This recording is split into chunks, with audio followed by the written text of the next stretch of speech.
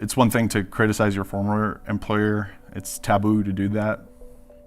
But to criticize an employer that also owns extremely lethal technologies and surveillance technologies that are highly invasive and used in war zones is something else entirely.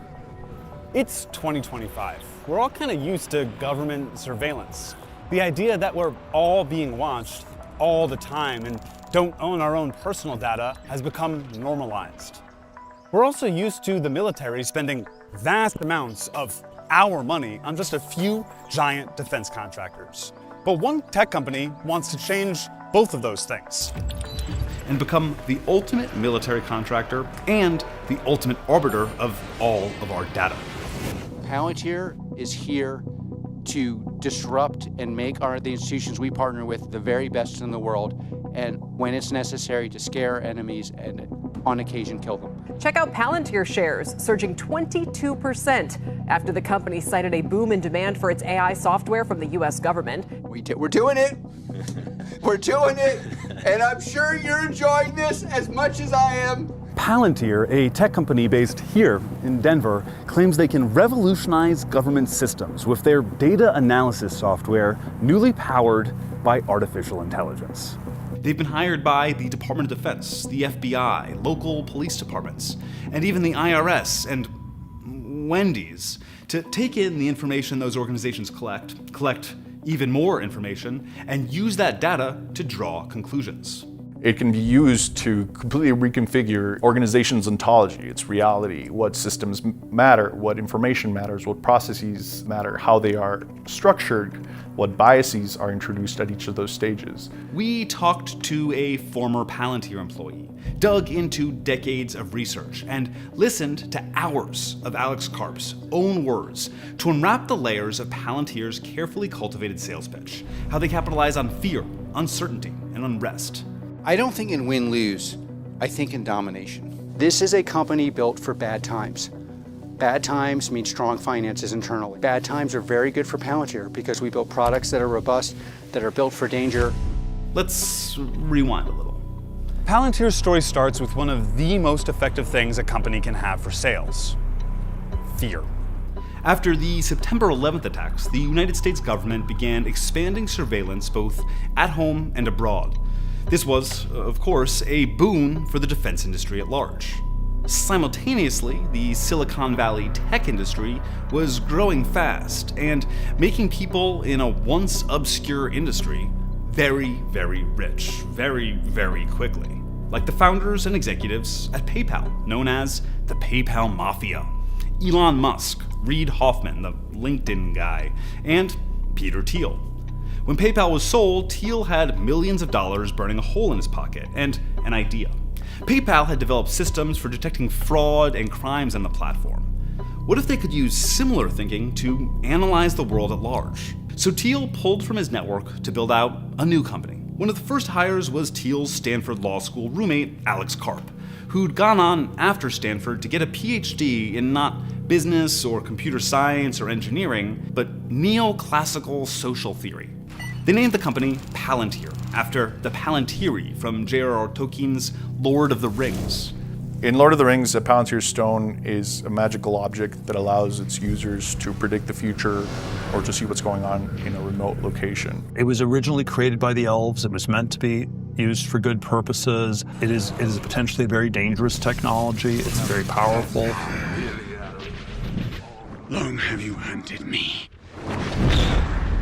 So that's Middle-earth, but what does Palantir do in a regular Earth? And what we do is we use what legal scholars call predicate-based research. So we would look at you, and then we would go out and say, oh, there's lots of different things in your life that may be indicative of someone involved in bad behavior. Put simpler, they make software that makes it easier for their customers to collect and analyze data, and then act on that analysis with and without AI.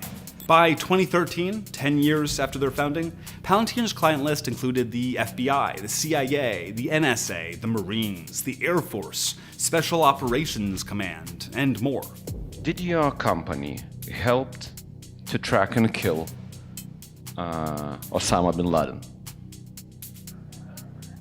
You know, we can never. I'll tell you, the closest thing to an answer is there are when you look at when you open the paper and look in the news about these kind of things, there's a 2/3 chance, depending on the country involved, that somehow my company was involved. Fundamentally, the mission that is pushed to employees is that we're solving the world's hardest problems and supporting Western institutions. That is the main driver of sort of this militaristic culture that is developed inside of Palantir. If you do not feel comfortable supporting the legitimate efforts of America and its allies in the context of war, don't join Palantir. This entire message of like, we are the most lethal, we are the most able to surveil and process large amounts of data. You have created the system which you call kill chain. Privately. Publicly, the lawyers have some innocuous, something like tech for the amelioration of unwanted blah, blah, blah. Some term we're supposed to use. Okay, let's... for me, it's the kill chain. Kill chain sounds good. Kill chain isn't an original term created by Palantir. It's the more general military verbiage for the series of decisions leading from identifying a target to taking their life. Palantir's contract added their software and artificial intelligence to the kill chain. It's quicker and better and safer and more violent. It's tech that Juan helped market. It reduces the distance you have to the problem, but when you're able to take a step back and really see all the narratives and how they were shaped and the actual application of these technologies, your whole world starts falling apart, which is something that, definitely happened to me. Juan didn't leave Palantir entirely for ethical reasons. He just got another job. But the reason he eventually started speaking out against Palantir came after watching the Israeli invasion of Gaza following the October 7th attacks. Palantir has contracts with the Israeli Defense Forces. The exact nature of the contracts is opaque, intentionally, but there is evidence to suggest that Palantir's artificial intelligence tech was used for selecting targets in Gaza. Karp doesn't mind the controversy. In fact, it's part of the marketing. Palantir will even pick up the projects that other companies rejected for political reasons. We are very comfortable being unpopular. Karp doesn't think controversy will lose Palantir customers. Whatever is pissing them off, they're still buying the product. Wendy's hired Palantir to help with their supply chain. Palantir works with health insurance companies to build AI for denials management to protect revenue. Do you want Palantir's AI making decisions about what care is covered for you and your loved ones? They also do business with for-profit hospitals, major investment banks, and even other defense contractors. In 2024, Palantir brought in nearly $2.9 billion in revenue, 55% of which came from government sources, with the vast majority being American. So let's look at their pitch to the American government.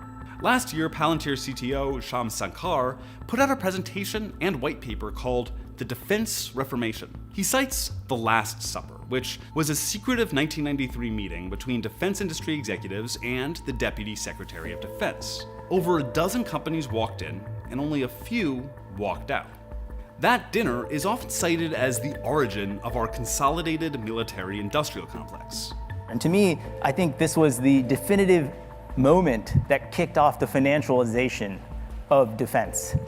From that point forward, it became all about buybacks and dividends and leverage ratios. Criticizing the financialization of the defense industry, calling out stock buybacks, that doesn't sound like a defense executive. That sounds more like the exact argument about the defense industry that we have made before. I think what's interesting to me about Palantir is how they co-opt the language of revolution. But Sankar's argument did work on somebody, Uncle Sam. The Defense Innovation Board, an advisory group within the Department of Defense, cited Sankar's presentation multiple times in their 2024 report on why the DOD needs to divert more of their budget to emerging technology. That's giving money to Palantir.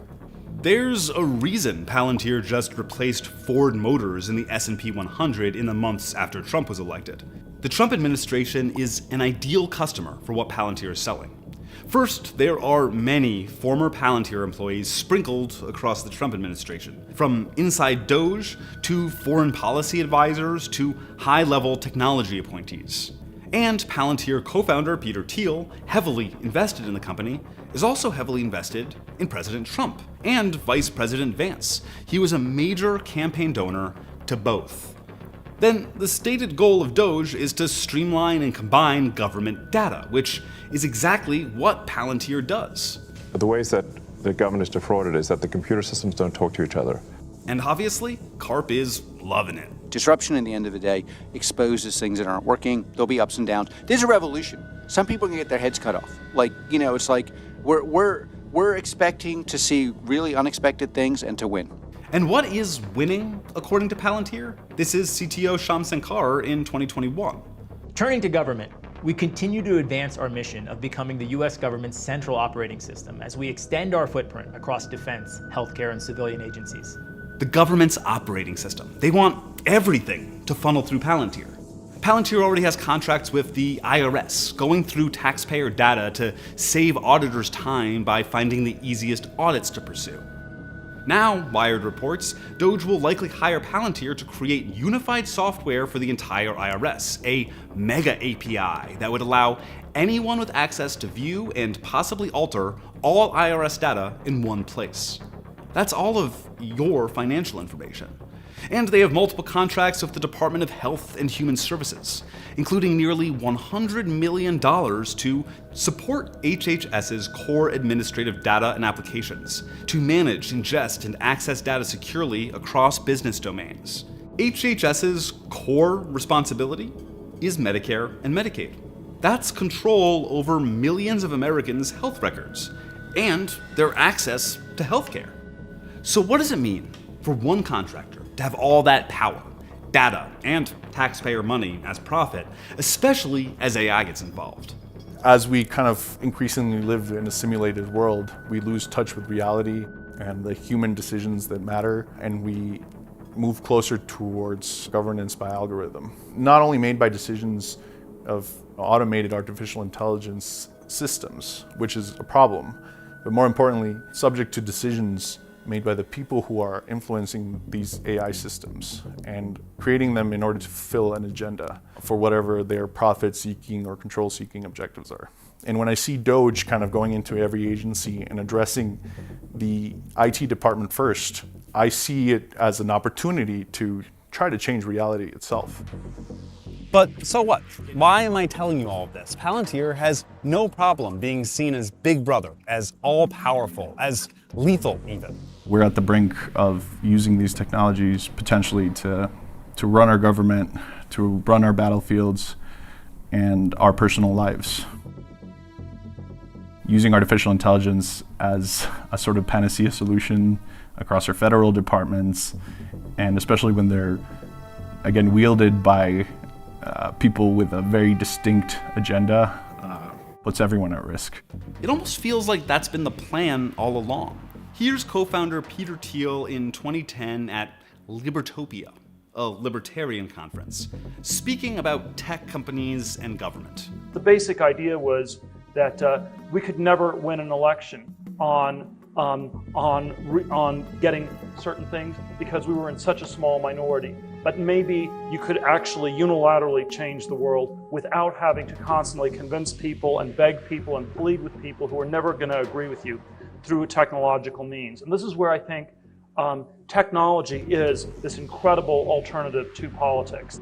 And here's Alex Karp in 2009 on civil liberties with regards to Palantir's work. The central question, in my view, of civil liberties is how, it's not if the government has data, because let's assume the government has as much data as a health insurance company. It's how is that data being used?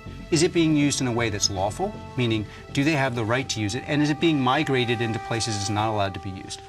We allow the enforcement of rules that government ought to enforce. And by the way, my experience is they want to enforce, or at the very least know they need to enforce. And if it's framed in that way, then you can have what is the ultimate Silicon Valley solution. One co-founder openly wants to use the power of the tech industry to affect politics. The other wants his company to have oversight over how the government data they're paid to handle is used. And the founders of Palantir will retain control in the company no matter what, through an obscure ownership structure. Their Class F shares grant them 49.99% of voting power even if they collectively own as little as 6% of the company. At the start of this journey, I was extremely afraid for the repercussions of this writing, of speaking out, but now I'm like, even more convinced that this is absolutely necessary. We can't replace our current broken system with an even more broken one. And we can't let the worst people in Silicon Valley become our government. It's not about whether you're actually at risk for speaking out or not. It's just the idea that somebody's watching you is enough to push people into silence.